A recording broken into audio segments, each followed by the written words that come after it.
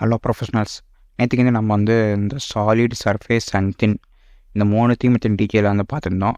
அதுக்கப்புறம் வந்து பார்த்திங்கன்னா பிளைண்டுங்கிற ஆப்ஷன், அதுக்கப்புறம் up to next phase, vertex இதெல்லாம் பற்றி டீட்டெயிலாக வந்து பார்த்துருந்தோம்.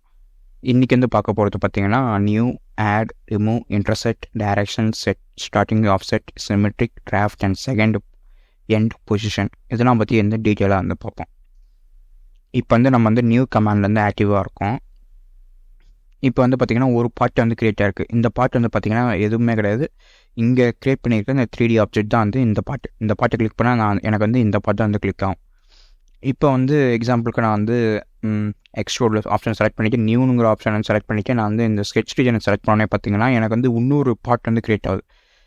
இது ஒரு தனியாக ஒரு பார்ட்டாக வந்து க்ரியேட் ஆகிருக்கும். எக்ஸாம்பிளுக்கு நான் வந்து என்டர் செலக்ட் பண்ணிக்கிறேன். இப்போ வந்து இந்த பார்ட்டுங்கிற செலக்ட் பண்ணோடனே பார்த்திங்கன்னா இந்த குட்டி எக்ஸ்ட்ரூடு தான் வந்து செலக்ட் ஆகுது. பார்ட் 1 செலக்ட் பண்ணோன்னே பார்த்திங்கன்னா பெரிய எக்ஸ்ட்ரூடு வந்து எனக்கு வந்து செலக்ட் ஆகுது. இதான் வந்து பார்ட்டு. அது நியூன்னு நம்ம வந்து வச்சு நம்ம வந்து ஒரு எக்ஸ்ட்ரூட் பண்ண ஆரம்பித்தோன்னா நம்மளுக்கு வந்து ஒரு புது பார்ட்டாக தான் வந்து ஆட் ஆகும். நம்மளுக்கு வந்து இதோட சேர்ந்து ஒரு மெர்ஜ் பண்ணி ஒரு பார்ட்டாக வந்து க்ரியேட் ஆகாது. அப்படிங்கிற போது எனக்கு வந்து இதோட வந்து மெர்ஜ் ஆகணும், அதாவது இதோட ஒரு பார்ட்டு தான் இந்த 3D ஆப்ஜெக்ட் அப்படின்னு சொல்லிட்டு நம்ம வந்து சொல்கிறதுக்கு பார்த்திங்கன்னா இந்த ஆடுங்கிற கமாண்ட் வந்து யூஸ் பண்ணோன்னா நம்மளுக்கு வந்து இதோட பார்ட் வந்து மெர்ஜ் அப்படின்னு சொல்லிட்டு இந்த பார்ட்டோட சேர்ந்து தான் வந்து இந்த 3D ஆப்ஜெக்டும் அப்படின்னு சொல்லிட்டு நம்ம வந்து இண்டிகேட் பண்ணுறோம்.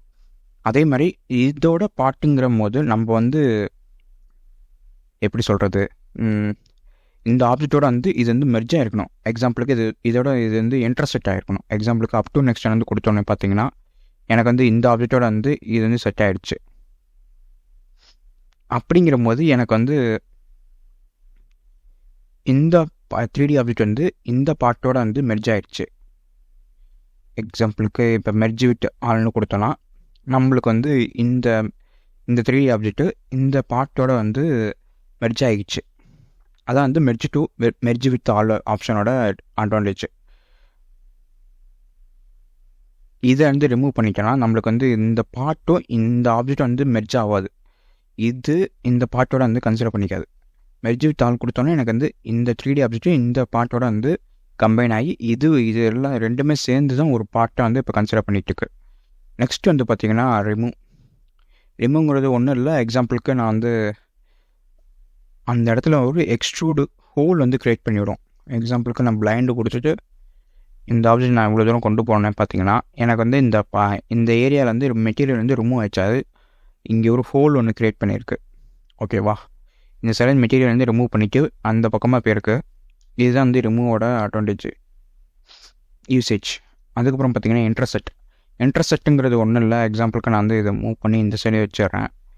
மூவ் பண்ணதுக்கப்புறம் என்ன பார்த்திங்கன்னா எனக்கு ஒன்றுமே நடக்கல. கமாண்ட் வந்து க்ளோஸ் ஆகிற மாதிரி தெரில. எனக்கு வந்து கமாண்ட் வந்து ஓகே கொடுத்தாலுமே எனக்கு எரராக தான் இருக்கும். ஏன்னா இன்டர்செக்ட்டுங்கிறது ஒன்றும் இல்லை. எக்ஸாம்பிளுக்கு இந்த பார்ட்டும் வந்து இன்டர்செக்ட் ஆகிற பாயிண்ட்டை தவிர மீதி எல்லாத்தையும் வந்து டெலிட் பண்ணிவிடும். எக்ஸாம்பிளுக்கு நான் வந்து இப்போ தரேன். இப்போ வந்து பார்த்திங்கன்னா இந்த ஆப்ஜெக்ட்டும் அதுக்கப்புறம் வந்து இந்த ஆப்ஜெக்ட் இது ரெண்டும் வந்து மீட் ஆகிற ஒரு பாயிண்ட்டை தான் மட்டும் வச்சுக்கிட்டு மீதி எல்லா பாயிண்ட்டையும் வந்து ரிமூவ் பண்ணிக்குது. எக்ஸாம்பிளுக்கு நான் வந்து ஓகேன்னு கொடுத்தா பார்த்திங்கன்னா எனக்கு வெறும் இந்த ஆப்ஜெக்ட் மட்டும் தான் வச்சுக்கும். அதோட இன்டர்செக்ட் ஆகிற மற்றதெல்லாம் வந்து ரிமூவ் பண்ணிடும். இதான் வந்து இன்டர்செக்டோட யூசேஜ். நெக்ஸ்ட் வந்து பார்த்திங்கன்னா நான் வந்து இது ஆடுன்னு கொடுத்துட்ருக்கேன். நெக்ஸ்ட் வந்து பார்த்திங்கன்னா நம்மளுக்கு வந்து டைரக்ஷன்ஸ் ஒன்றும் இல்லை. இப்போ எக்ஸாம்பிளுக்கு நம்மளுக்கு வந்து எந்த ஒரு பாட்டை எடுத்தாலும் ஸ்ட்ரெயிட்டாக வந்து இப்படி போகுது, இல்லை வந்து இப்படி போகுது. ஒன்று ரைட் பிளேனை நோக்கியே ஓடுது, இல்லைனா வந்து ஃப்ரண்ட் பிளேனை நோக்கி தான் ஓடிட்டுருக்கு. எக்ஸாம்பிளுக்கு ஹரிசான் ஸ்ட்ரெயிட்டாக தான் போயிட்டுருக்கு. நம்மளுக்கு வந்து இது ஒரு ஆங்கிளாக எனக்கு ஒரு டைரக்ஷனாக அந்த எக்ஸ்ட்ரூட் ஆகணும் அப்படிங்கிற போது நம்மளுக்கு ஒரு ஆப்ஷன் இருக்குது. அதுக்கு வந்து நம்ம ஒரு எக்ஸாம்பிளுக்கு நான் வந்து இந்த பார்ட் வந்து டெலிட் பண்ணிடுறேன். எனக்கு வந்து இந்த டைரெக்ஷனில் தான் எனக்கு வந்து எக்ஸ்ட்ரூட் ஆகணும், இப்படியே இந்த டைரெக்ஷனில் எக்ஸ்ட்ரூட் ஆகணும் அப்படிங்கிற போது நம்மளுக்கு ஒரு டைரெக்ஷன் காமிக்கிறதுக்கு அது நம்ம ஒரு ஸ்கெட்ச் வந்து நம்மளுக்கு தேவை. அப்படி நான் மட்டும் அது வந்து இந்த ஸ்கெட்சை வந்து ஃபாலோ பண்ணோம். நான் எக்ஸாம்பிளுக்கு வியூ நார்மல் டு ஸ்கெட்ச் வந்து கொடுத்துட்டு இங்கேருந்து இப்படி ஒரு ஆங்கிளாக வந்து ஒரு லைனை க்ரியேட் பண்ணிவிட்டு ஓகே கொடுத்துக்கிறேன். ஓகே கொடுத்துட்டு மறுபடியும் அந்த எக்ஸ்ட்ரூட் டூலை ப்ரெஸ் பண்ணிவிட்டு இந்த ஸ்கெட்சை வந்து செலக்ட் பண்ணிவிட்டு அது டைரெக்ஷன் செலக்ட் பண்ணிவிட்டு இந்த டேரெக்ஷனை வந்து செலக்ட் பண்ணோன்னே பார்த்தீங்கன்னா எனக்கு வந்து அந்த டேரெக்ஷனை நோக்கி தான் வந்து எனக்கு வந்து பார்ட் வந்து எக்ஸ்ட்ரூட் ஆக ஆரம்பிச்சிருக்கு. இப்போ வந்து பார்த்திங்கன்னா அதே மாதிரி தான் அந்த ஸ்கெட்சோட டேரெக்ஷனில் தான் நம்மளுக்கு வந்து எக்ஸ்ட்ரூட் ஆக ஆரம்பிக்கும். இதான் வந்து டேரெக்ஷனோட யூசேஜ். நெக்ஸ்ட் வந்து பார்த்திங்கன்னா ஸ்டார்டிங் ஆஃப்செட்டுங்கிறது ஒன்றும் இல்லை. இப்போ வந்து நான் வந்து எக்ஸ்ட்ரூட் இந்த ஸ்கெட்ச் செலக்ட் பண்ணதுக்கப்புறம் அந்த எக்ஸ்ட்ரூடுங்கிற ஆப்ஷன் வந்து செலக்ட் பண்ணதுக்கப்புறம் பார்த்திங்கன்னா எனக்கு இந்த ஸ்கெட்சிலேருந்து வந்து ஸ்டார்டிங் பாயிண்ட் வந்து க்ரியேட் ஆகிட்டுருக்கு. எனக்கு வந்து எக்ஸாம்பிளுக்கு எனக்கு வந்து இங்கேருந்து ஸ்கெட்ச் வந்து எக்ஸ்ட்ரூட் ஆகணும்னு சொல்லி அவசியமே இல்லை. அப்படிங்கிற மாதிரி ஸ்டார்டிங் ஆஃப்செட் வந்து கொடுத்தோன்னா நம்மளுக்கு வந்து ஸ்கெட்ச் வந்து எவ்வளோ தூரம் வந்து தள்ளி ஆரம்பிக்கணும். எக்ஸாம்பிளுக்கு நான் வந்து இப்போ வந்து பார்த்திங்கன்னா 25 mm வந்து தள்ளி தான் நம்மளுக்கு வந்து எக்ஸ்ட்ரூட் வந்து ஸ்டார்ட் ஆகிருக்கு. எக்ஸ்ட்ரூட் ஆக இப்போ வந்து நான் வந்து ஒரு 10 கொடுத்தேன்னா பார்த்திங்கன்னா பக்கத்தில் வந்துருச்சு. இங்கேருந்து ஸ்கெட்சிலேருந்து இந்த எக்ஸ்ட்ரூட் வந்து 10 mm தள்ளி தான் வந்து ஸ்டார்ட் ஆகுது. இதுதான் வந்து ஸ்டார்டிங் ஆஃப்செட்டோட யூசேஜ். இப்போ எக்ஸாம்பிளுக்கு இதில் வந்து பிளைண்ட் அண்ட் என்டிட்டின்னு இருக்குது. நம்ம பிளைண்டு தான் மேக்ஸிமம் யூஸ் பண்ணாலும் போதும். என்டிட்டி யூசேஜ் அவ்வளோக்கும் இல்லை. அது வந்து ஃபியூச்சரில் நம்ம வந்து ஃபுல்லாக வந்து பார்ப்போம். இப்போ நான் வந்து எக்ஸாம்பிளுக்கு நான் வந்து ரிவர்ஸ் டைரெக்ஷனை கொடுத்தேன்னா எனக்கு ரிவர்ஸ் டைரெக்ஷன்லேருந்து எனக்கு வந்து எக்ஸ்ட்ரூட் ஆக ஆரம்பிக்கும். அதாவது இங்கேருந்து ஒரு 10 mm தள்ளி இங்கேருந்து வந்து 122 mmங்கிறது ஸ்டார்ட் ஆகும். ஓகேவா? இந்த ஸ்கெட்சிலேருந்து வந்து 122 mm வந்து ஸ்டார்ட் ஆகாது. இங்கேருந்து வந்து 122 mm. அடுத்தது பார்த்திங்கன்னா சிமெட்ரிக்கு. இது ஒன்றும் இல்லை. எக்ஸாம்பிளுக்கு நம்ம 122 mmக்கு 122 mm வந்து டிவைட் பை 2.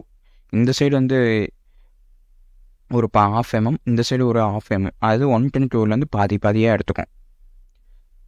அதுக்கப்புறம் பார்த்திங்கன்னா நம்மளுக்கு வந்து டிராஃப்ட்டுங்கிற ஒரு ஆப்ஷன் வந்து எனேபிளாக இருக்குது. டிராஃப்ட்டுங்கிறது ஒன்றும் இல்லை. எக்ஸாம்பிளுக்கு நம்ம பிளாஸ்டிக் பார்ட்டாக இருந்தால் அது வந்து நம்ம கண்டிப்பாக வந்து டிராஃப்ட் வந்து அப்ளை பண்ணியே ஆகணும். பிளாஸ்டிக் பார்ட்டாகட்டும், ஒரு மோல்டிங் பார்ட்டாகட்டும், அதுக்கு வந்து கண்டிப்பாக இந்த டிராஃப்ட் வந்து அப்ளை பண்ணுவோம். இதுதான் வந்து டிராஃப்டோட ஒரு எக்ஸாம்பிளுக்கு ஒன்று காமிக்கிறேன்.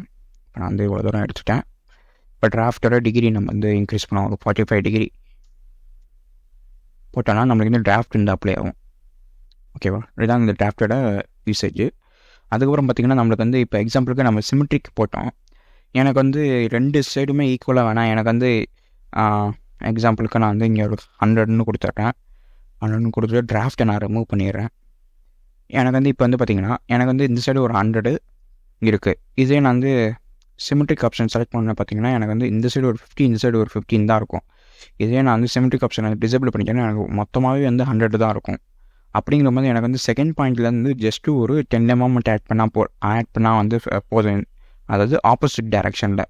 அப்படிங்கிற மாதிரி நம்மளுக்கு செகண்ட் எண்ட் பொசிஷனுங்கிற ஆப்ஷன் வந்து எனேபிள் பண்ணிக்கலாம். நம்மளுக்கு வந்து இந்த சைடு ஆப்போசிட் டைரெக்ஷனில் இருக்கிற வந்து எக்ஸ்ட்ரூட் வந்து நம்ம வந்து கண்ட்ரோல் பண்ணிக்கலாம். எக்ஸாம்பிளுக்கு நம்ம வந்து இந்த சைடு ஒரு 10 mm தான் எனக்கு வந்து எக்ஸ்ட்ரூட் ஆகணும், அதுக்கு மேலே தேவையில்லை. இந்த சைடு எனக்கு வந்து 100 mm தான் போதும் அப்படின்னு சொல்லிட்டு நம்ம வந்து டிஃபைன் பண்ணிக்கோங்க. இதுலேயும் பார்த்திங்கன்னா உங்களுக்கு வந்து டிராஃப்டோட ஆப்ஷன்ஸ் வந்து அவைலபிளாக தான் இருக்குது. இதுலேயும் ஒரு 10 mm டிராஃப்ட்னு கொடுத்தீங்கன்னா உங்களுக்கு டிராஃப்ட் ஆகிறதே தெரியும். டில்ட் ஆகிருக்கு பார்த்திங்களா? இங்கேயும் வந்து உங்களுக்கு வந்து டிராஃப்ட் ஆப்ஷன் வந்து யூஸ் பண்ணிக்கலாம். இதுதான் வந்து செகண்ட் எண்ட் பொசிஷனோட யூசேஜ்.